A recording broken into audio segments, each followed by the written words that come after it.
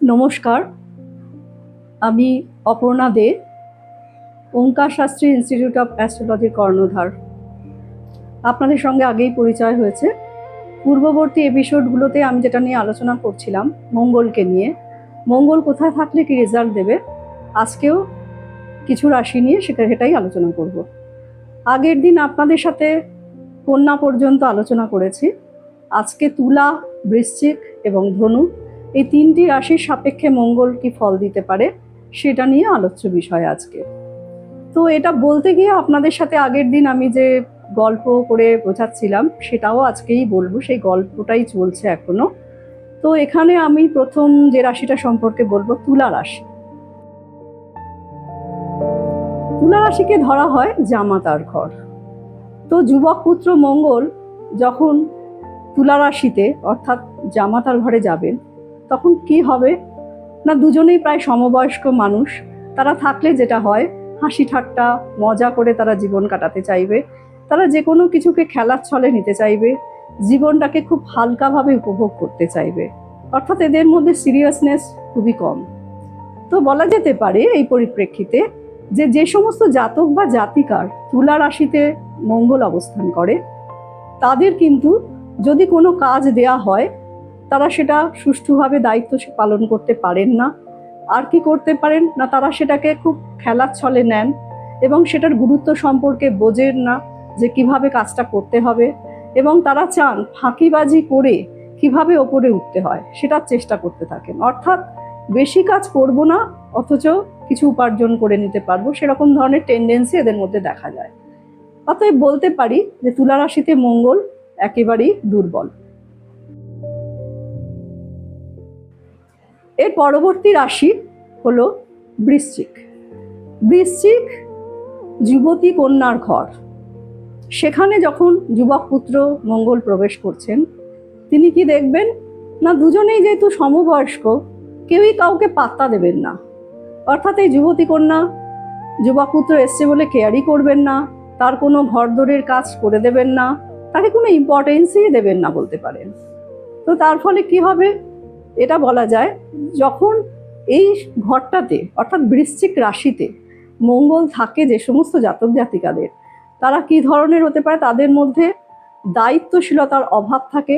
তাদের কারুকে নির্ভর করে ওপরে উঠতে হয়। অর্থাৎ কেউ যদি ওদের পৃষ্ঠপোষকতা করেন তবেই তারা ওপরে উঠতে পারেন, তাদের ছাড়া তারা ওপরে উঠতে পারেন। অর্থাৎ নিজের একার দায়িত্বে যে কোনো কাজ করবেন সেই ক্ষমতাটা এদের থাকে না। যেহেতু অন্যের ওপর নির্ভরশীল হয়ে কোনো কাজ করতে হয় বা কোনো কিছু নেম ফেম এগুলো অর্জন করতে গেলে তাদের অন্যের মুখাপেক্ষী হয়ে থাকতে হয়, সেই হয়তো বলতে পারি আমরা যে বৃশ্চিক রাশিতেও মঙ্গল কিন্তু যথেষ্ট পরিমাণ দুর্বল।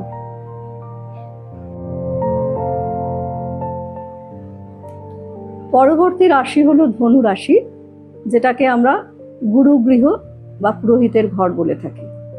তো স্বাভাবিক, যুবক পুত্র মঙ্গল যখন গুরুগৃহে প্রবেশ করবেন সেখান থেকে অনেক কিছু শেখার সুযোগ পাবেন। অর্থাৎ জীবনে কিভাবে নিয়মানুবর্তিতা মেনে চলতে হয়, কোন কাজ কিভাবে করতে হয়, বা তার পড়াশোনা সে কেমন করে করবে, জীবনে কেমনভাবে চলবে, এই সমস্ত কিছু শিক্ষা তিনি দিয়ে থাকেন। তাছাড়াও অন্যকে কিভাবে উপদেশ দেবেন সেই শিক্ষাও তিনি গুরুর কাছ থেকে পেয়ে থাকেন। অতএব আমরা বলতে পারি যে এই ধনু রাশিতে যাদের মঙ্গল থাকে তাদের যে পরিস্থিতি হয়, তারা ভীষণ ভালো ডিসিপ্লিন মেনে চলে। তারা যে কোনো কাজ খুব সুষ্ঠুভাবে দায়িত্বের সঙ্গে সম্পন্ন করতে পারে। এমনকি কাউকে যদি তাদের উপদেশ দেওয়ার থাকে বা কেউ যদি তাদের থেকে কোনো কিছু জানতে চায় বা শিখতে চায় সেটা তারা খুব সুন্দরভাবে বুঝিয়ে থাকেন। অর্থাৎ আমরা বলতে পারি এরা যদি কারো টিচার হন বা মেন্টর হন সেই দায়িত্বটা খুব সুন্দরভাবে সুষ্ঠুভাবে পালন করে থাকেন। এবং আর একটা কথা আমি খুব বিশ্বাস করে আপনাদের বলতে পারি যে এই ধনু রাশিতে যাদের মঙ্গল থাকে তারা কিন্তু যে কোনো বিষয়ে প্রচুর পাণ্ডিত্য এদের মধ্যে থাকে। অর্থাৎ তারা যে কোনো কাজই যেমন সুষ্ঠুতার সঙ্গে পালন করে থাকেন, দায়িত্বের সঙ্গে পালন করে থাকেন, নিয়মানুবর্তিতার সঙ্গে পালন করে থাকেন, তেমন তারা অন্যকে শেখাবার জন্য বা অন্যকে উপদেশ দেওয়ার জন্য খুব কার্যকরীভাবে কাজ করেন। তো সবশেষে আমরা এটাই বলতে পারি যে ধনু রাশিতে মঙ্গল কিন্তু অত্যন্ত শক্তিশালী। আচ্ছা, আজকের ভিডিও তো এই পর্যন্তই। কিন্তু আপনাদের সাথে আরও কিছু কথা শেয়ার করার আছে। সেটা হলো যে আমার ইনস্টিটিউট সম্পর্কে আপনারা এতদিনে জেনে গেছেন। স্ক্রলে দেওয়া নাম্বারটায় আপনারা অবশ্যই আমাকে কল করতে পারেন। আপনাদের যে কোনো কোয়ারিজ থাকলে আপনারা কমেন্টে জানাতে পারেন, আমি সমস্তটাই দেখে থাকি। বা সেরকম যদি আপনাদের কোনো কোয়েশ্চেন থাকে আমি সেটা রিপ্লাইও অবশ্যই দিতে পারি। আর সবশেষে যেটা বলবো, আমার ইনস্টিটিউট খুব সুষ্ঠুভাবে জ্যোতিষ শিক্ষা দান করে থাকেন, আমিও সেই শিক্ষাদান করি। ফলে আপনারা যদি কেউ ইন্টারেস্টেড থাকেন শেখার জন্য খুব সুন্দরভাবে বা সহজ উপায়ে, খুব বিনা স্বল্প মূল্যে, তাহলে কিন্তু আমার ইনস্টিটিউটের সাথে অবশ্যই যোগাযোগ করবেন। যোগাযোগ তো আপনারা জেনে গেছেন, আমার নাম্বার তবুও আমি আরেকবার বলে দিচ্ছি, 9674070561, 9433607445। এই দুটি নাম্বারের যে কোনো একটিতে আমাকে কল করলে পাওয়া যাবে। আমি শ্রীমতী অপর্ণা দে, ওঙ্কার শাস্ত্রী ইনস্টিটিউট অফ অ্যাস্ট্রোলজির কর্ণধার, আপনাদের সকলকে সশ্রদ্ধ প্রণাম জানাই আর আমার ক্লিপিংটা দেখার জন্য অনুরোধ রইল।